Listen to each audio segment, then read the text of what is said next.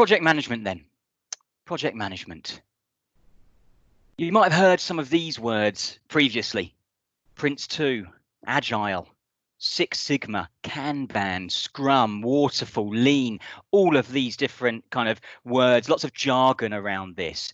And it can make project management seem a little bit kind of separate from what you do in your daily life because it's quite specialist. And I'm not going to say that it's not, but what I would say is each of these types of project management have their own special place and their own specific skills. You know, Agile is particularly good for IT projects.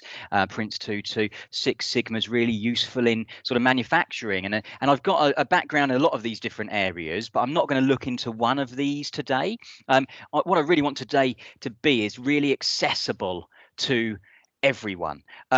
So what I'm going to look at today is in fact just kind of the 5 key challenges over my years of experience of managing projects of varying sizes, tend to have the same challenges.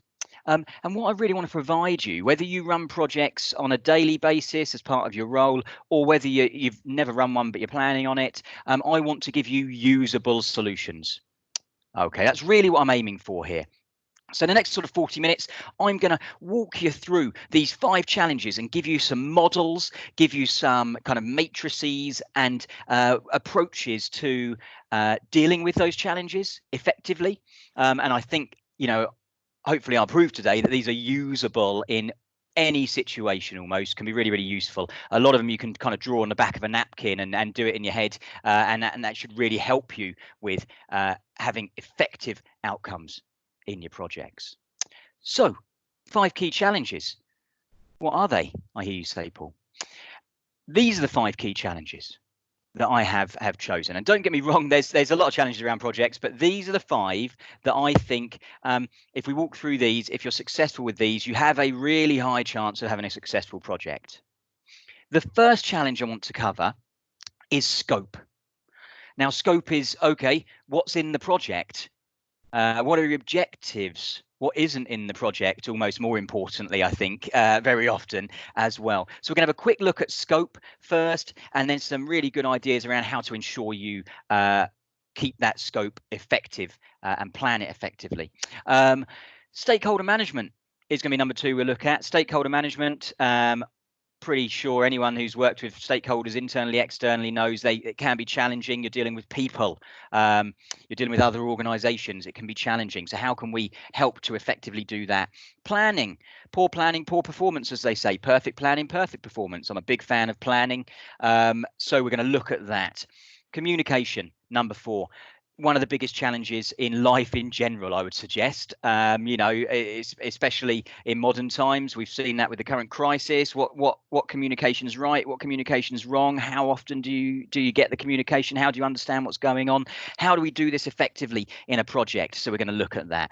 And then number 5, the way you do things.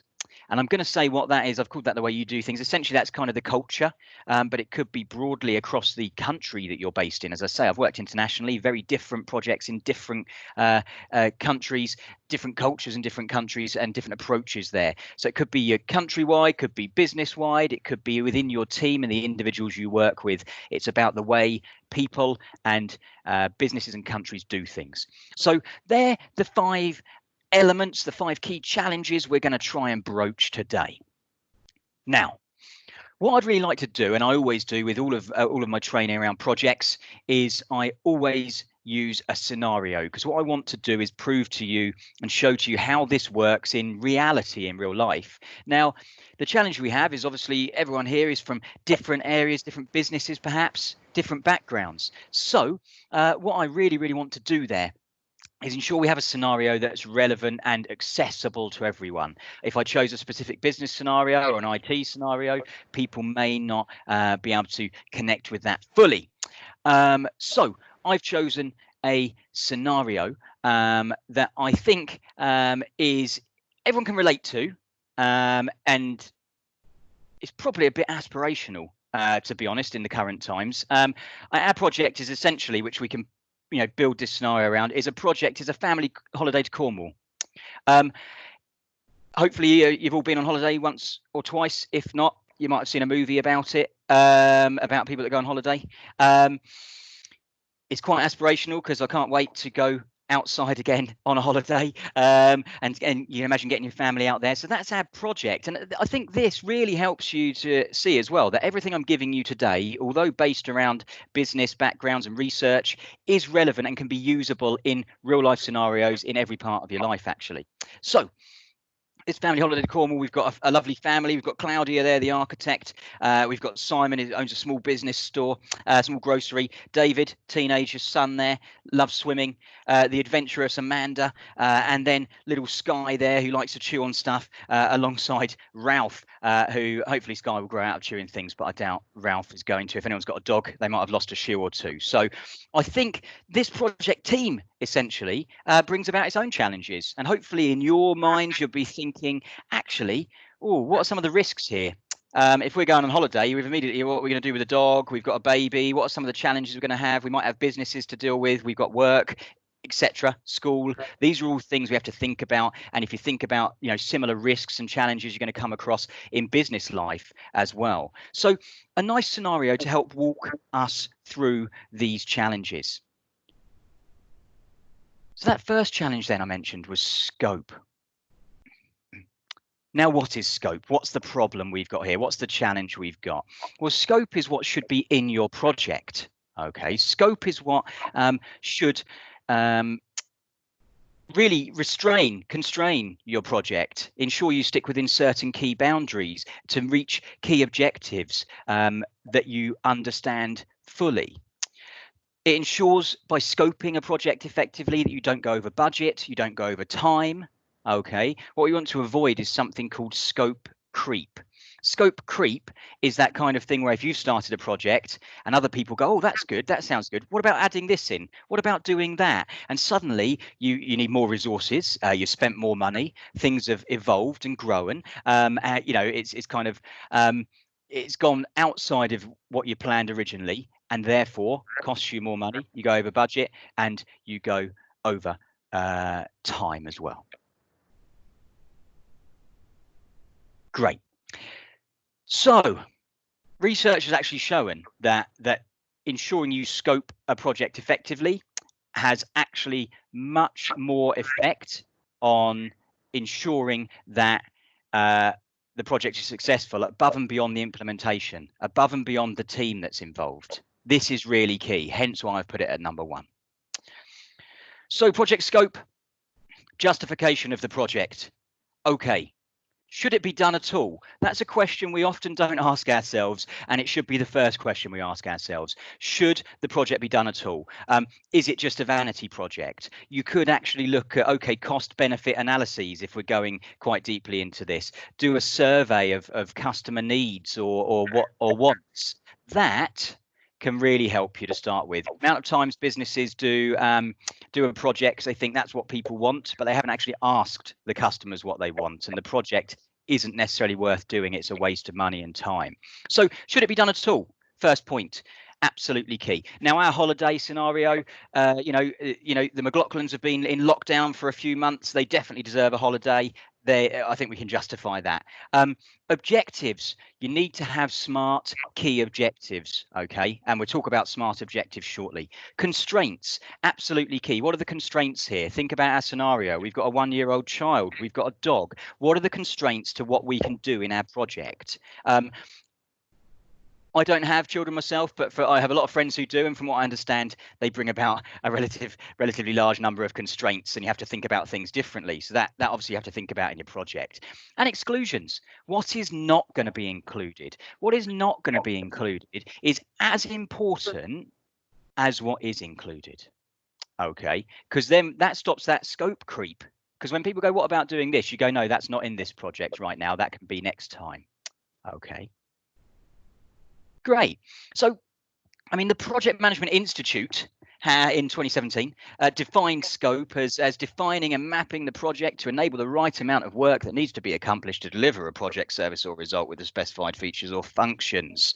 That is very much a textbook explanation of this, which I think is it raises more challenges than answers there. What I would suggest around scope is it's this, and this is the kind of key thing. This and your objectives. This is the iron triangle. And I love the iron triangle. I think it should be done with everything we do almost. This lays out the three key elements for any project. Okay, you've got your cost, or maybe even it could be a cost of resources there, not just money. It could be number of people, etc. You've got a certain cost. You've got a certain amount of time. Okay, you're constrained by a certain amount of time, and you've got a level of quality that you want.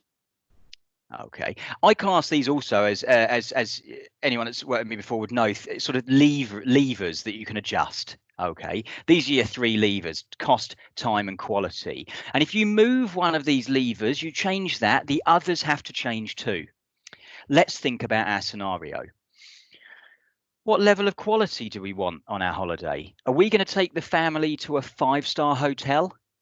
If we take the family to a 5-star hotel for a week, your costs are going to be quite high.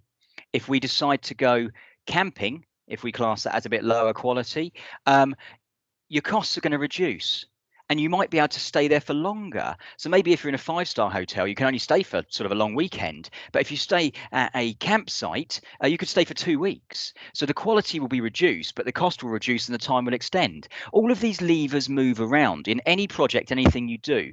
Now, a lot of project managers and trainers like to use a scenario around a wedding. I don't like using that. I'm using this holiday scenario. I don't like using the wedding scenario because of one thing, and I've been married, and anyone else that's had a wedding or been married can probably answer this question in the same way as myself, or definitely my wife would. Would you be happy for the quality of your wedding to go down?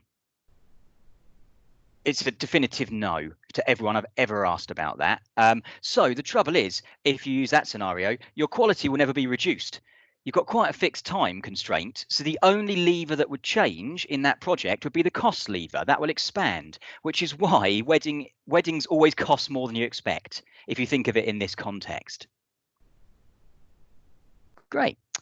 And the other element I said that was absolutely key to scoping, I think, if you've got your iron triangle, you've defined what you want, is you need to have SMART objectives. Okay, absolutely key. So SMART objectives, for those of you that haven't heard of them before, most people have, but actually we're all, and myself included, find it quite challenging to write SMART objectives. We're quite bad at it naturally, because you have to kind of almost train yourself to do it. So a specific objective must have a precise outcome. It must be measurable. Okay, how do you know you've achieved that? You must be able to measure that objective to know when you've achieved it. It must be realistic. Okay, it must be achievable. If we said, okay, we're taking the family, including the dog, to the moon, that's not going to be achievable. Relevant, so it must be directly linked to your goal. Okay, so especially within business projects, how's it linked? How's your objective linked to the overall goal of where you're trying to get to?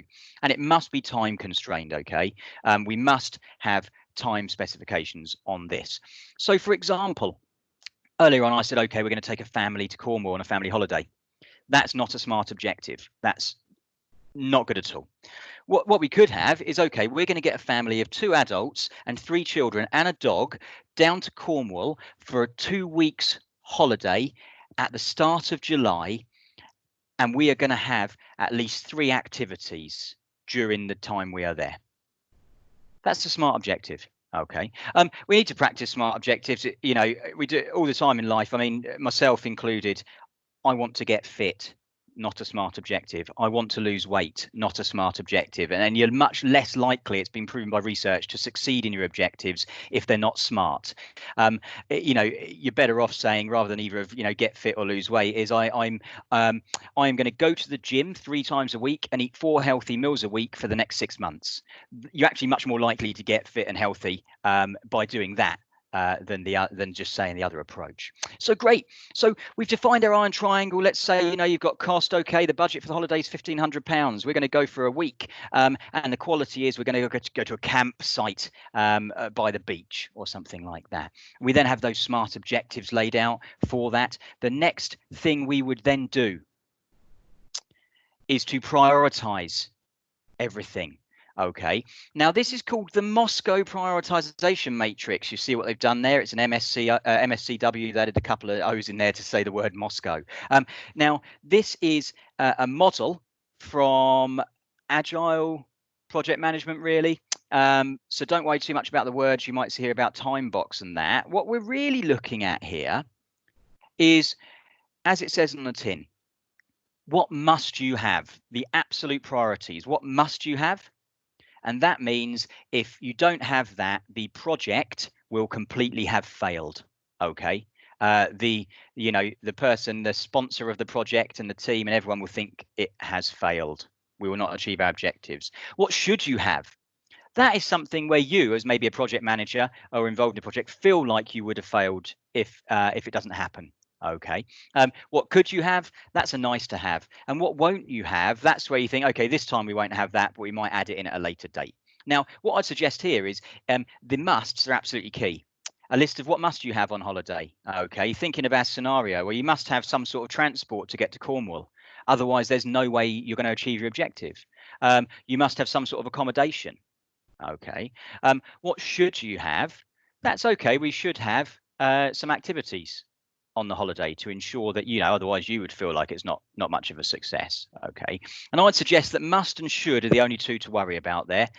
When you get into could and won't, you don't need to worry about those, because then you're probably going to go outside your scope for the project.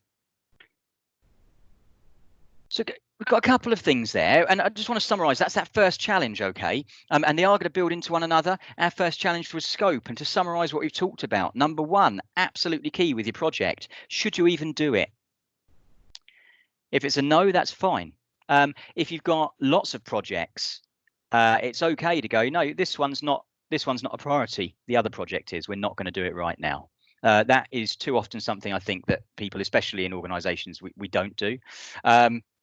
Make sure that you've written some smart objectives around that, which have constraints around your time, the cost, and of course the quality that you want out the end of it. And then prioritize. Using that Moscow prioritization matrix is a nice one. Stick to the musts and the should have elements, forget the rest, which is quite nice because you can put it all in that prioritization matrix and chop off the bottom half and go, this is what we absolutely must do. So there's a summary of scope.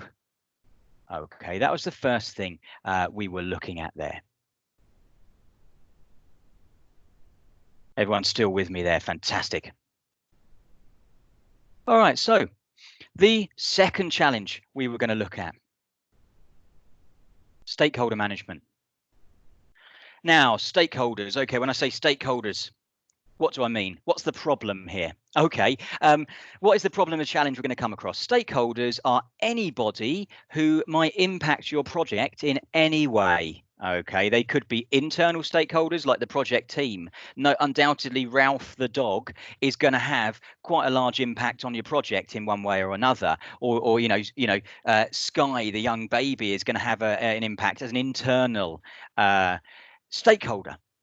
And then we've got external stakeholders as well. And those external stakeholders can also have an impact, and they might be more involved than others. External stakeholders could be, the events that you're going to go see, the hotel, people at work while you're away, or if you're going to keep the dog in a kennel, the kennels, things like that. So we need to think about those stakeholders in an effective way. Now, the first thing you need to do before we start to work out how to manage those stakeholders is to actually fully brainstorm those stakeholders and get a good idea of who's involved internally and externally. So that's the first thing you'd want to do. Now, we're not going to do that today, okay, but you could definitely just sit there and think about that, and get other people in the room as well is a great idea. Get lots of people in the room to have lots of different ideas on stakeholders, because other people might think about people you haven't. So get everyone together from the project team, think about all the stakeholders, and then we're going to categorize them effectively. Now this, and anyone that's worked with me before will know I love this. It's, This was originally created by a guy named Mendelow's matrix. I call it the power and interest matrix. There's a few other names for it. It is a really strong, really phenomenal and useful tool for almost anything that you're doing project-wise, and definitely for managing stakeholders. What we've got is on the left-hand axes here, we've got power. Okay. Now, what does power mean in this case? Well, the power means in this case the ability of that stakeholder to stop or change or kind of derail your project. So a good example here might be, I don't know, a government regulatory body. If they've got a lot of power there, they might be able to derail your project quite easily. So power really is about how can someone affect your project. The other axis along the bottom there is the interest axis. And what does that mean? Well, that's about how interlinked your stakeholders' desires, your stakeholders' goals are with yours. How do they overlap? Okay, so depending on what your project is, there'll be certain people who are very invested in your objectives, and there'll be other people who are less invested in your objectives and your success. Okay, now what we can see is depending on where you place on both of these axes, each stakeholder, you've got a different kind of quadrant. Quadrant A says monitor, quadrant B says keep informed, quadrant C keep satisfied, and quadrant D manage closely. And this actually works in a kind of level of importance from A, B, C, D. Okay, so if you've got a stakeholder in block A who's got little power, little interest in what you do, then you would monitor them. Someone with a lot of interest, high overlapping objectives with you, but little power to derail your project in B. And then high power, little interest in C. And those key stakeholders, which have a high level of power to derail your project, a high interest in the outcomes, you have to manage them very closely. Okay, so you can see that you can monitor them, you keep them informed, you keep them satisfied, or you manage them closely. So what you can do, feel free to use the chat box in the next few seconds, or just use a bit of pen and paper in front and see what you think. I'm going to give you a couple of stakeholders here from our scenario, and I want you to think about whether they're going in box A, B, C, or D. And you're welcome to put that in the chat box. I'll open up my chat box here to see. Or you're welcome to just think about that on a bit of paper, and we'll have a look at the answers in a second. Okay, so the first stakeholder that I want you to think about where we might place that stakeholder in here is the hotel. So in our scenario, the hotel, what would we do with the hotel? I mean, do they have a lot of power over our holiday to derail it completely? Do they have a lot of interest in our outcomes? Where might you put that stakeholder? Oh, there we go. Sally's gone for B. Thanks, Sally. Fantastic. Anyone else has a B? Claire's gone B as well. Give you another 5 seconds if anyone else wants to jump in. Any other options there? Oh, Paul, you've gone for D. You've gone for D. We've got an A. We've got an A. Gareth. Okay. Vicky, D. Okay, great. Great. Okay, that's the first one. Next one, the events. The people for the events that you're going to do down there that you might go to, whether it's a water park or a crazy golf, whatever it is. Where do you put the events? Where do you put the events? A, B, C, or D, would you say? Annette, you've gone for an A. Okay, we've got an A. Anyone else? A. Yeah, great. Okay, we've gone for a B. Okay, Claire, you've gone for a B. Yeah, got an A. Okay, great. Yeah. I mean, personally, I think I'll go for an A there. But Claire, you're right. I mean, maybe depending on what type of event it is, you might have to book and things like that. So maybe you might need to do certain things around B. What about the dog? If we class the dog, old Ralph, as a stakeholder, where do we put Ralph on there? A, B, C, or D? You're going for an A with Ralph here. D. Okay, Jessica's gone for D. Jessica, I feel like you've got a dog. D. Okay, we've got an A, C. We've got a few jumping around there. Okay. Okay, great. And I've got one more for you then. One more, last one. The police. If we're talking about the police as a stakeholder, would they go A, B, C, or D? A, B, C, or D on this one? What do you have to do with the police? Sally, you gone for C? C. We've got an A. Just monitor the police. Okay. We got an A there. Okay. Okay, well, let's have a look, shall we? Let's have a quick look. Where did I place these? A few others on here as well, actually. This is where I've placed these. Now, everyone might place these slightly differently based on your view of the stakeholders and how you think. People might also move around this matrix, okay? They won't stay in the same place. But I put the events and venues in A because I thought, well, you can just monitor them and see, do you know what? They're not going to completely derail your holiday, because there might be other events you can do if they're not open suddenly or they're booked out. And their interest in you having a great holiday is actually probably quite low. The objectives of your holiday, they don't care. They just want to get some money in and get you to come by. Your hotel there, I've put in keep informed. They've got quite a big interest in you having a good holiday, actually, because your holiday is very closely linked with that hotel or that campsite. Whereas their power to derail it I would suggest, is quite low, depending on where you go. Cornwall, there's quite a few bed and breakfasts, quite a few campsites, quite a few hotels. So if it falls through, you can find another one, hopefully. I put the police in keep satisfied. They don't care about the outcome of your holiday. They don't care about the McLaughlin's holiday. But what they do care about is if you're speeding or something like that, or you're driving dangerously and they clamp your car, or you get arrested, that's your holiday ruined. So their power to ruin your holiday could be quite high, depending on what happens.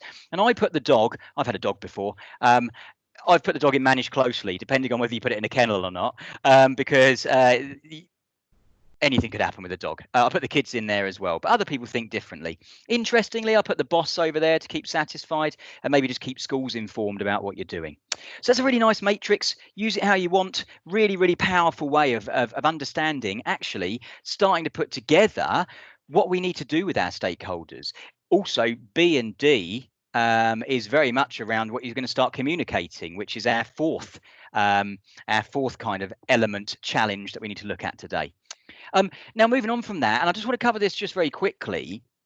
What you can do after you've done that stakeholder plan in Mendelow's power and interest matrix is you can actually create this, which is called a RACI model, another matrix. I said I love a matrix. There'll be a few of them today. This is really nice, great to do in Excel. And what you can do is, once you've got your stakeholders, you can put them all across the top there, where it says role 1, 2, 3, 4, 5. You put your stakeholders all across the top there. And then you have all the tasks that you need to be completed down the left-hand side there. And then what you can do is you can allocate each person to a task, and you can put an R in there. If they're responsible for completing that task, you put an R in there. If they're accountable for ensuring that gets done, then you put an A in there. If you need to consult someone, then an external party, a third party, or an expert, you put a C in there. And if you want to keep them informed, you put an I in there. And that's really important, because again, we see that informed element that links to your communication plan as well, which we're going to come up to. So task 1 along the top here could be the children packing their luggage. If the children are in the third column there, row 3, the children are responsible for that. But the A, role 1, that could be, that could be Claudia McLaughlin. She's responsible. She's accountable for checking they've done it. Okay. Consulted could be your events, or someone who's been to Cornwall before. Consult them on some great activities. Other stakeholders, consulting a kennel about where you're going to put the dog, things like that. Really powerful matrix. This, you just put it together. You're going to get these slides. You can utilize this for loads of different things, to lay out whose responsibilities for what are and how you're going to communicate with people, looking at all the parties and all the tasks involved in anything you do. If you're going to do a wedding, this is a great one to get you through a wedding with hopefully as little stress as possible. So that was challenge number 2, the stakeholders. Okay. Summary then. Brainstorm and understand who all of your stakeholders are. Think about their needs and adapt to them using Mendelow's matrix. And thirdly, if you want to, which I'd suggest, is use a RACI matrix to start your planning, which brings us on to problem number 3, planning. So planning then, challenge number 3. A lot of what we've already spoken about, you could call planning, okay? Scoping your project, thinking about smart objectives, understanding your stakeholders, and moving into whose responsibilities it is for certain things in that RACI matrix. But let's think about now what we kind of call, I suppose, a work breakdown structure, which is who is going to do what and when, and how we actually need to get from point A, the start of the project, through to point B, which is your successful completion. Okay. Now, a lot of people, might use these kind of tools here. I know currently at Knowledge Brief, we currently use Asana as a project management tool for bigger projects. People might have heard of Trello or Monday.com. There's always adverts for that around at the moment. They're really successful. These are really great tools. Okay. Really, really great tools. And if you're doing a large project, I would very much suggest utilizing these because it makes it really, really easy. However, they can be expensive. It also requires everyone in the team and everyone that's involved to understand how to use them and to use them properly. Okay. So, on top of this, if you don't need, if you don't have a lot of projects, you don't have a huge project, you probably don't need one of these. And in fact, think of the McLaughlins, the family holiday down to Cornwall here. Are they going to need to put that on, on Asana or Trello or anything? Probably not. What they could do is probably use what I suggest is my favorite tool in project management that I use all the time. Very, very simple tool, the Gantt chart. I'm sure everyone's seen some of these. Any of those tools we saw on the previous slide there, they have the ability to put things into a Gantt chart once they're in there. So if you have got one, you can still use this. There's also programs called Instagant, Team Gantt. You find something. But I do mine in Excel. It's free.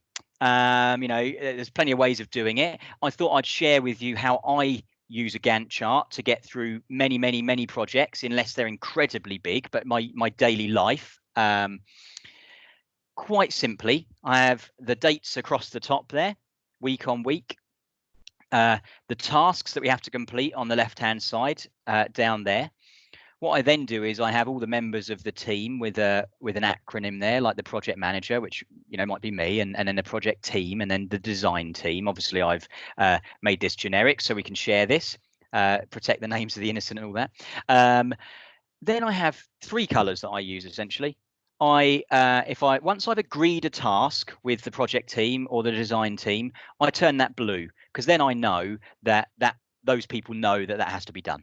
I turn it green when it's achieved. I turn it red when we're behind schedule. Along the top there with the date, I turn it grey each week on week. And on a weekly basis, I chat with the project team and I go, this is where we are. Here it is. This is great.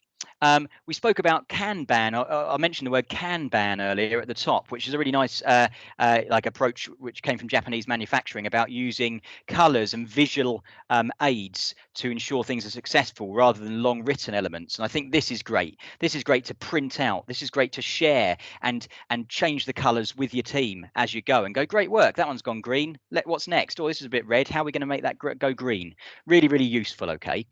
Within that, I've mentioned the critical path.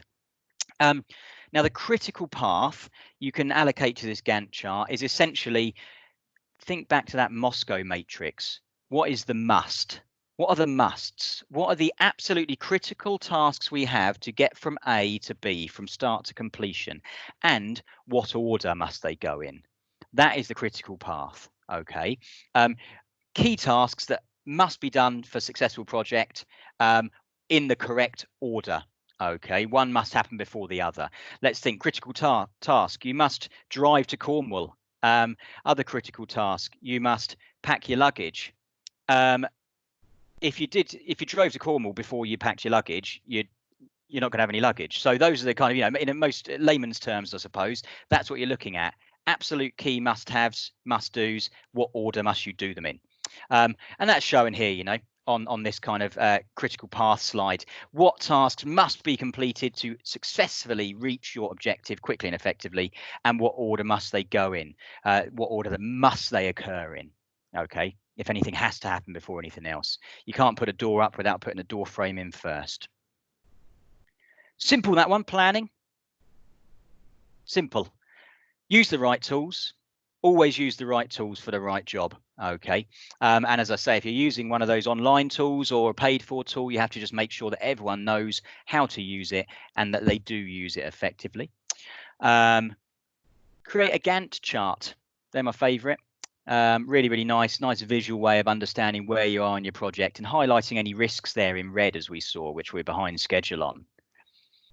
and plan that critical path. And in fact, what I often do on my Gantt charts is where it had tasks down the left-hand side there in the first column, I would highlight in yellow the tasks that are critical tasks. So then we know if we're running out of time, we're running out of budget, we're running out of resources in any way, I could pretty much delete any line that isn't any task that isn't highlighted in yellow, and we can work quickly through those tasks to ensure we stay on track and stay within budget as effectively as possible.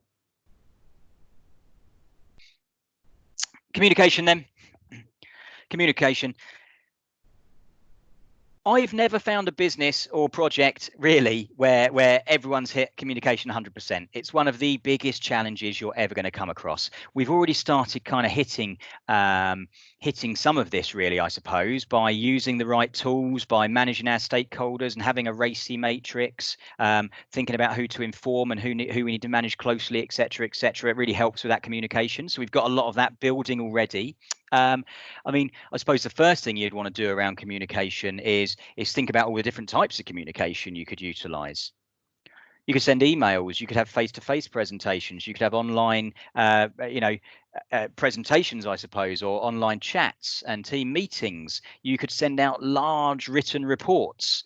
Even the Gantt chart is a form of communication. Okay, color coding things. Anything like that is a form of communication. It's about using the right communication at the right time with the right people and in the right frequency. So this is kind of a bit of research, which is a really, really nice model that if you think of communication like this, it helps you to do it correctly. Okay, and this model actually came out years ago by Shannon and Weaver, the Shannon Weaver model. It still works perfectly true today.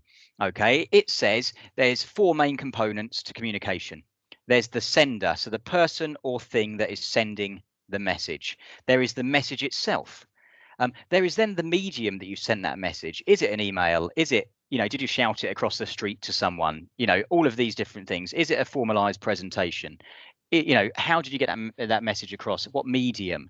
And then the receiver. Okay, who receives the message? Now, somewhere between the sender and the receiver, in that message and in that medium, there is a huge possibility for what we might call noise. Okay, something that distracts or damages that message, causes it to be misunderstood or not communicated well or effectively. Okay, so the real goal of your communication then is how do we minimize the noise?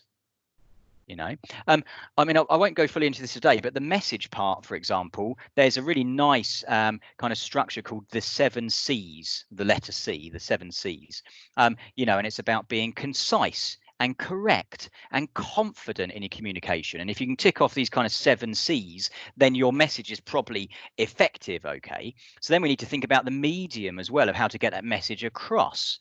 So just a bit more research around this, because I think it's really, really important to understand how challenging this is. A guy called Jeff Hodgkinson, 30 years he worked at Intel as their kind of key transformation program manager around the world, doing huge international projects, tens of thousands of people involved in them. He now coaches, mentors, project managers. And he laid out this kind of equation for how many lines of potential communication there are in a team. And in a team of 2 to 10, there's already 45 possible lines of communication. Okay. However, you're quite lucky here because a small team like that usually works informally, are quite successful because you usually have face-to-face or one-to-one contact, and you can phone people up and have a chat, and it's quite easy to keep everyone informed. If we go down to the second row here, you're looking at slightly bigger teams, 10 to 25. There's some potential 300 lines of communication. You need to structure your communication more effectively. People might be disparate. It's quite sociable, but you just need to make sure that you have a structured approach to communication. Usually, it's more of a written nature. And you just need to keep a good focus on that communication. And when you get bigger than that, 25 to 50, you're really looking at, as a project manager, nearly all your time is actually just ensuring that everyone's informed effectively. And you have a selection of kind of group heads or heads of different areas of the project that you inform, that they then then inform as well in a kind of a waterfall approach. It's really, really challenging. I mean, if you get to 100 people in a project, there's 5,000 lines of communication. It's phenomenal. So how do we manage this then? This is the model I want to give you for this one. It's beautiful, this model. It links into what we've already covered. Think about your stakeholders. We've thought about that. We've put them into sort of power and interests. So what is their power and their interests? So then you can kind of prioritize what you're going to do with them. Think about their interests and their motivations. What do they want to get out of this? Because that will help you to understand what message you want to send them. Then you need to think of the most appropriate communication vehicle. Is it going to be a leaflet through the front door? You work at an airport, there's going to be some changes. People that live nearby will send you a leaflet, or we'll have a forum. Or is it in the project team? It should be a stand-up meeting or a phone call and a chat across Teams on a Monday morning. So that brings us that frequency. Should it be weekly? Should it be monthly? Okay. You need to plan this out. You need to structure it appropriately, agree it with those stakeholders so they're happy, and then share it with them and say, this is what you've agreed to. We're going to have a Wednesday catch up. Every Wednesday, I'm going to phone you and tell you how the project's going. And this stakeholder over here, I'm going to give you a comprehensive email every Friday to let you know where we stand at the end of the week, every week. The reason to do that is to ensure that you have control of the communication. Anyone that's run a project before will know that people will just phone you or get hold of you and constantly chase you. You're answering emails, you're answering phone calls here and there.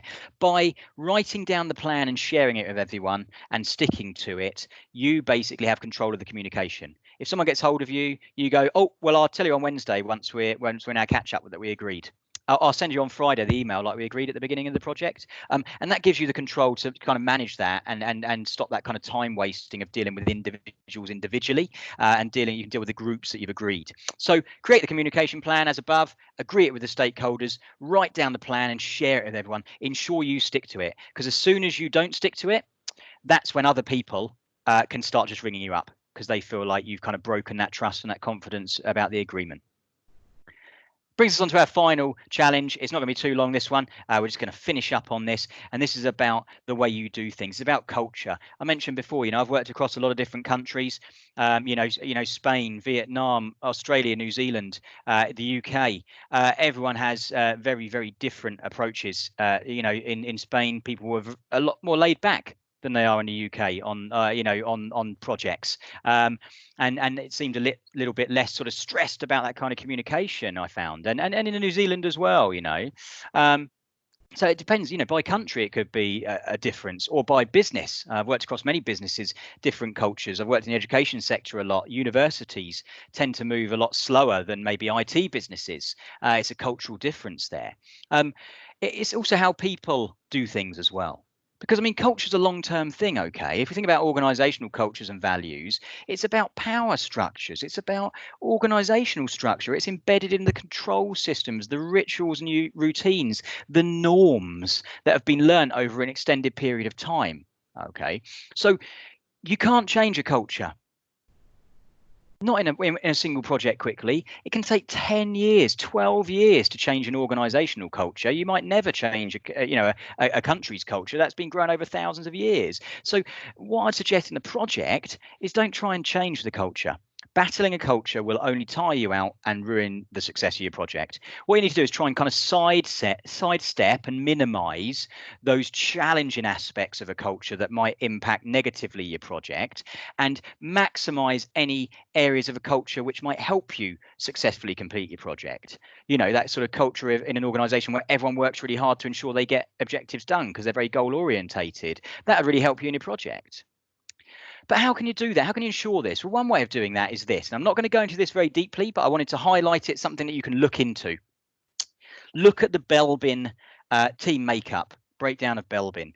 It breaks people down into these different categories. And immediately, as soon as you start learning about them, you'll start thinking, oh, yeah, my mum's like that. My wife and my husband's a bit like that. And it helps you to realize, actually, how could we put a team together and put people together who are going to complement each other, who have similar strengths or strengths that complement each other and weaknesses that complement each other. How can you put people together to ensure that certain weaknesses are kind of stopped, I suppose, by the other individuals in the team. You want to have a complementary team in everything you do. You know, for example, I mean, the plant here, the plant is a creative person. They solve problems, they contribute original thought, they're really great, but they tend to ignore details and not communicate effectively. So you might put them with someone like an implementer or completer finisher who are much more likely to ensure that communication's key, they focus on details, and then they can support each other. Thinking of teams like this also helps you realize where you might find challenges later on and mitigate those challenges, mitigate the risk of those becoming a problem by ensuring that if you have got someone who's very creative, you check in on them regularly to try and get an update about communication. So that's a summary really for all five, really. Don't fight an embedded culture. Work with it or work around it. Okay. Understand the Belbin model. Have a look at that. Realize how you can best utilize your team members there. Preempt the challenges you may face. And if you do that and you do sort of all the outcomes we've looked at and all the kind of the summary models we've looked at for all five of these areas, if you scope your project appropriately, if you manage stakeholders well, if you plan effectively, communicate in the right way, and if you understand those individual strengths and weaknesses in your team and manage those effectively, you can actually create your own culture in your project that will breed success.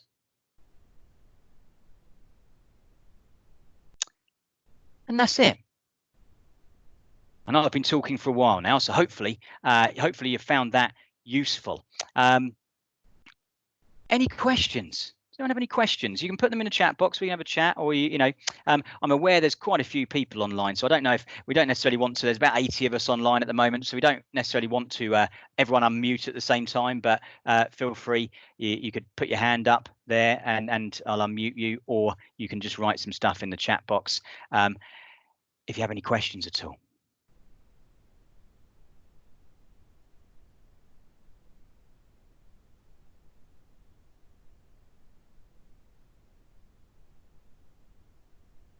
Been in there. Oh, how would the last two steps relate to the holiday? Okay, let's have a think about the last two steps. Let's think about your team. There's going to be certain strengths and weaknesses, definitely. Okay, so depending on what the team are like, Claudia is an architect and Simon manages a grocery store. They might have very different kind of approaches to things. So how do you manage your team effectively? The children are definitely going to have to be managed effectively. Okay. The baby, the baby will have changed the culture. So would have the dog. Yeah, definitely. So, I mean, with those elements, I'd suggest everyone individually, you're going to have to manage your people effectively in your project team. So that's the family, but externally, stakeholders as well. Okay.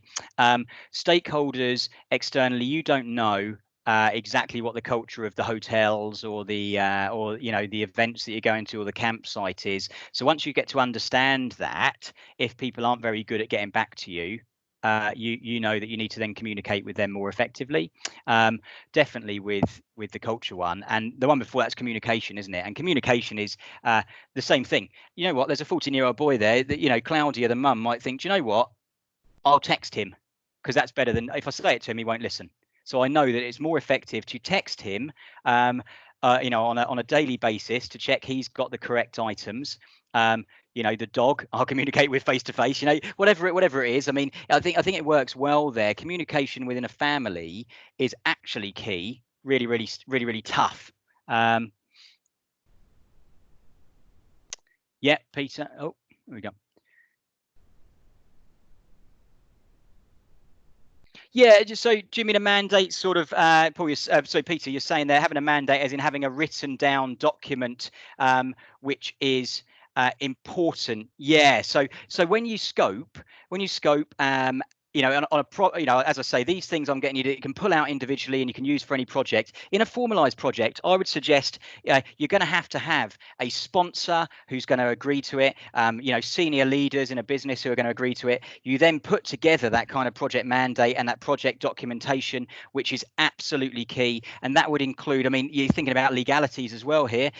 Not only should you do the project to start with, but legally, what are the risks? What are the challenges? You need to lay out exactly what your objectives are and all those different other elements as well. What you really need is that full laid out mandate. That could include as well, looking at part 4, the communication policy as well, things like that. So you really need all that documentation at the beginning agreed before you can do it and agree at your kickoff meeting for a project. You can go, right, here's all the stuff we've agreed. As I say, with your communication policies and that, you need to agree it with everyone so everyone knows what's going on. Okay, and that's part of the communication in itself, which is true. Really useful in the context of COVID-19, but the pace has been so rapid. Sorry, pace with the COVID-19, or was I talking very quickly? Because I know I crammed a lot of stuff in there. But yes, with COVID-19, that's the trouble, isn't it? It's hard to be flexible so quickly, depending on how you work. Now, with projects, some projects can be very flexible, depending on the team you've got, just depending on the budget and the time and the structure you've got. You can be flexible. However, within sort of, especially if you're working maybe within the council or the government, there's probably quite a lot of rigid structures in place, a lot of rigid policies and way things are being done, a lot of things you have to sign off and tick off, certain processes that might slow that down a bit. Whereas if you work in Silicon Valley, for Google or someone, there's very much I want to do this, and they're like, okay, great, I'll throw $1 billion at it, and we can go for it. The pace of work there, Claire. Yeah, so yeah, and it's true. I mean, the challenge with the pace of work, I think some of these things are really key. The communication plan, communication plans, huge. If you're going to have, COVID-19 as an example, I would have, you pretty much almost have to put the communication plan, I'd suggest, at the top of those 5, because you might not even be able to scope it. You're being quite reactive. Communication plan is absolutely key. Yeah, great, Peter. Yeah, daily stand-ups. Yeah, I mean that. These are the things you have to do. It's quite reactive. So you're right. I mean, if you wake up and everything's changed, and suddenly the government said something, Boris Johnson's gone on, Matt Hancock's gone on on BBC and said something. Next morning, stand up. This is how it's changed. These are the effects. These are the impacts.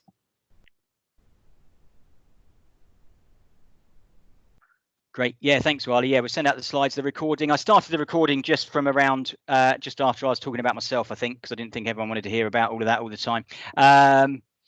Great.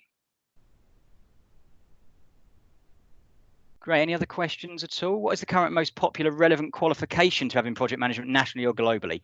Oh, that's a wide one, Riley. What I'd say, what is the best? I would suggest, depending on what you work in. Okay, I've got my qualifications are in Six Sigma, but I've worked across Prince 2 and everything like that as well. Six Sigma is very statistical, a lot of statistical analysis, works really well in manufacturing, but it can work in services as well. I would suggest the most accessible and useful for general business would probably be Prince 2, which is projects in controlled environments. It's the second version of it. It's a Prince 2. If you work in IT, Agile is a good one, or Scrum.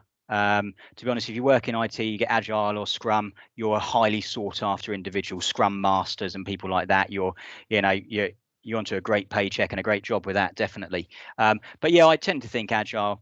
Yeah, there we go, Prince 2. Yeah, I mean, it's a really, really good one. I do think Prince 2 is really popular. I've done Prince 2 myself. It's an interesting way of looking at things. It's good to work in, and to be honest, it's probably the most utilized globally. So if you it's nicely tailored, Peter. I mean, if you're using Prince 2, I think you can pretty much go to any country that I've worked in and say Prince 2, and you've got other people who have done Prince 2 there, across almost any sector. So I think that makes it really, really useful.